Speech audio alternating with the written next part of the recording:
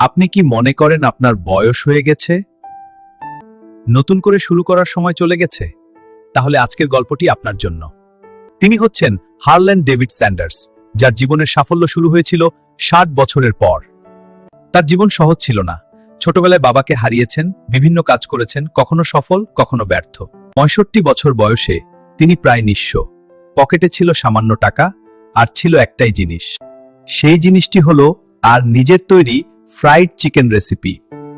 তিনি সেই রেসিপি নিয়ে বেরিয়ে পড়লেন, ঘুরতে লাগলেন রেস্টুরেন্ট থেকে রেস্টুরেন্টে।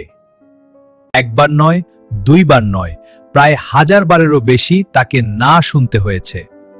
কিন্তু তিনি থামেননি। অবশেষে একদিন একটি রেস্টুরেন্ট তার প্রস্তাব গ্রহণ করল। সেখান থেকেই শুরু হলো সাফল্যের এক নতুন ইতিহাস। আজ কেএফসি বিশ্বজুড়ে পরিচিত একটি নাম।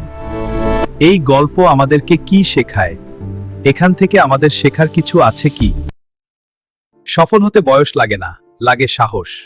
ব্যর্থতা যতই আসুক, থামা যাবে না। নিজের উপর বিশ্বাস রাখলে অসম্ভবও সম্ভব।